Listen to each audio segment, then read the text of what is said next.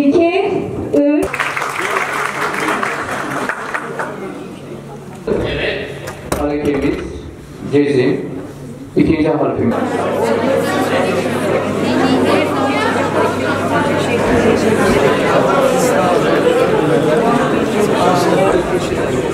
Hocam bakın ısrarla sordu öyle. Lütfen yerinde oturun. Lütfen hocam. Allah razı olsun. Tekrar uyarmayalım. يطع الله ورسوله يدخله جنات تجري من تحتها الأنهار ليس على الضعفاء ولا على المرضى ولا على الذين لا ينفقون ما حرجوا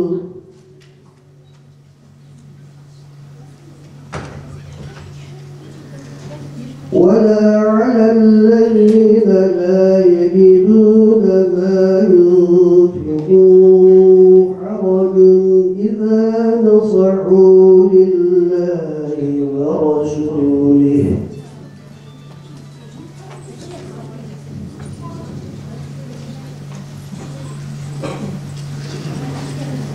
ولا على الذين لا يجدون ما ينفقون حرج إذا نصحوا لله ورسوله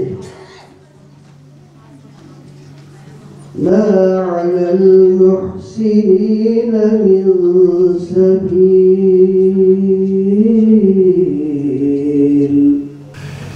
İnsanoğlunun var olduğu andan itibaren ötekiyle kendi dışındaki diğer varlık ve varlıklarla önemli problemleri ola gelmiştir tarih boyunca. Ve bunların da en önemlilerinden birisi doğru anlaşılmaktır. Her insan öteki tarafından, yani karşısındaki insanlar tarafından doğru anlaşılmak, mesajının, sözünün ifade etmeye çalıştığı mananın doğru anlaşılmasını hedefler. Bu her insan için böyle olduğu gibi peygamberler için de, mütefekkirler için de, siyasiler için de, yöneticiler için de hep böyle ola gelmiştir. Ulul azm peygamberlerden Musa aleyhisselam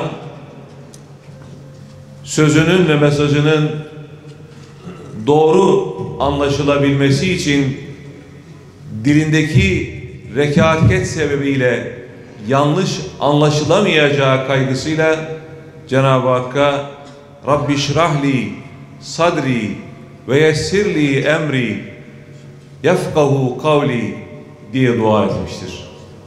Ya Rabbi sadrımı genişlet, dilimdeki dolaşıklığı, ukdeyi çöz, sözüm doğru anlaşılsın, sözümü doğru anlasınlar.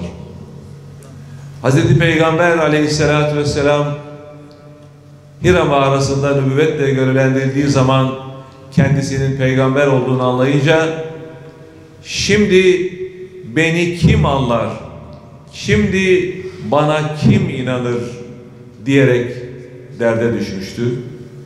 Ve hakikaten insanoğlunun, herkesin anlaşılma derdi vardır. Bu olmazsa olmazıdır. Çocuklar da anlatamadıkları dertleri olduğunda bazen beden dillerini kullanırlar. Bazen bağırıp çağırıp ağlayarak anlatamamaktan, anlaşılmamaktan dolayı feryat-ı figanlarını ifade ederler. Büyüğünden küçüğüne, yaşlısından gencine, okumuşundan normal insanına varıncaya kadar bu anlaşılma problemi bir dert olduğu için ki büyük Mana Sultanı Mevlana Hüsamettin, ben sözü senin fehmine ve idrakine göre söylüyorum ama bu dünyadan sözü doğru anlayan hasretiyle gidiyorum demiştir. Doğru anlaşılmak. Onun için anlaşılmak gerçekten her insanın gündemi. Dolayısıyla dil bilen insanların, dil bilmeyen insanların, sesle anlaşabilen insanların ve işitme engelli sebebiyle sessiz olarak anlaşmakta bulunan insanların her birinin problemi doğru anlaşılmaktır. Yani içindeki duygusunu, düşüncesini insanların doğru anlayabilmeleridir. O yüzden bizim ötekini anlamak için onun dilini bilmeye ihtiyacımız vardır. Özellikle Diyanet İşleri Başkanlığımıza biz de duyan, konuşan kardeşlerimiz gibi Rabbimize ibadet etmek istiyoruz, Kur'an okumak istiyoruz diye müracaat eden ve meramlarını böyle ifade eden engelli kardeşlerimizin, işitme engelli kardeşlerimizin bu talebine Diyanet İşleri Başkanlığımız elbette bilgâne kalamazdı ve kalmadı ve dini kavramlar sözlüğü ilk önce bunun için hazırlatıldı ve ondan sonra engelli kardeşlerimizin dini bilgiler öğrenmesine yönelik kurslarımız açıldı. Şimdi de bir adım daha atarak belli görevlilerimizin işaret dilini bilerek vaaz eden, imamlık yapan, cemaatin içinde olan hoca efendilerin, hoca hanımların işaret dilini bilerek bu engelli kardeşlerimizin meramlarını anlaması için böyle bir seferberlik başlatıldı ve bugün biz burada inşallah bu işaret diliyle verilen eğitimin sertifikalarını vermek üzere toplandık. Bu bence çok önemli bir adım. Çünkü biliyorsunuz Diyanet İşleri Başkanlığımız son 10 yıllarda hizmet vizyonunu biraz daha farklı bir gelişimle insan merkezli hale getirdi. Daha önce bizim kanunumuzda, teşkilat kanununda daha çok mabetlerin, camilerin yönetimi, ibadet ve inanç ve ahlak ile ilgili bilgilenmenin sağlanması hedeflerini gündeme koyuyordu ve alanımız daha çok camilerle ve Kur'an kurslarıyla sınırlıydı.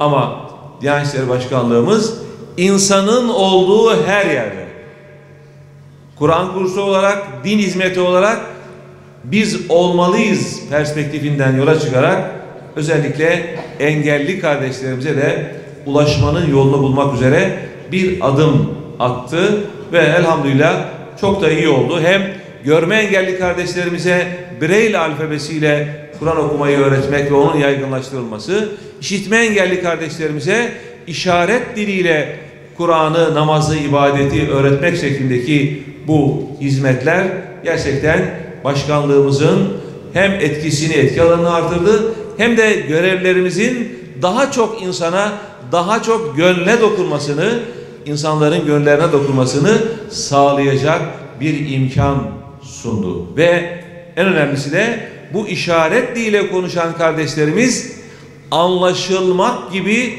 önemli bir konuma ulaştılar. Daha önce anlaşılamamak gibi, dertlerini anlatamamak gibi bir dertleri vardı ama şimdi karşılarında bizim görevlilerimiz, hoca hanımlar, hoca efendiler onların dertlerini anlayabilecek bir konuma yükseldiler. Ben bu manada mesai harcayan hoca hanım kardeşlerimize, hoca efendilere, hem kursu veren hocalarımıza hem de kursa katılarak sertifika alan hocalarımıza teşekkürlerimi, tebriklerimi ve takdirlerimi sunmak istiyorum. Ve başlayalım. Tabi Biril alfabesi olunca hoş geldiniz yazısını da biz Biril olarak hazırladık bu şekilde. Şimdi inşallah Biril alfabemizin tanıtımına geçeceğiz. Burada gördüğünüz gibi değerli misafirlerimiz renkli elif bağlarımız var. Fakat bu renk bir kesimi hiç ilgilendirmiyor. Çünkü onların hayatında tek bir renk var, karanlık. Ve bu karanlığı inşallah 4,5 ay boyunca hep beraber arkadaşlarımızla görmüş olduğumuz bu kurs ile aydınlatmaya gayret edeceğiz. Aydınlatmak istediğimiz materyallerimiz ise şu an görmüş olduğunuz noktalar. Bu yeni kitlemiz, hedef kitlemiz, onların harfleri direk gibi veya kayık gibi, işte şişman, kamyona benzer şekilleri değil, noktalar halinde onlara tanıtmaya çalışacağız. Bu işi şu an için resmi olarak İstanbul'da Küçükçekmece Müftülüğü'ne bağlı Halkalı Çamlıkaltı Erkek Kur'an kursumuz hem yüzüne hem dini bilgiler hem de hafızlık eğitimini yapmaktalar. Doğruluk iyiliğe, iyilik de cennete götürür. Yalan kötülüğe, kötülük de cehenneme götürür.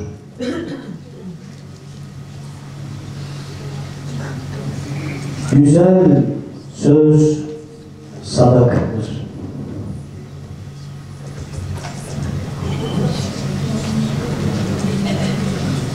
Hiçbir baba evladına güzel ahlaktan daha üstün bir hediye veremez. أعوذ بالله من الشيطان الرجيم. Kovulmuş olan şeytanın şerrinden Allah'a sığınırım. Bismillahirrahmanirrahim. Rahman ve Rahim olan Allah'ın adıyla başlarım. Elhamdülillahi Rabbil alemin. Hamd, alemlerin sahibi olan Allah'adır.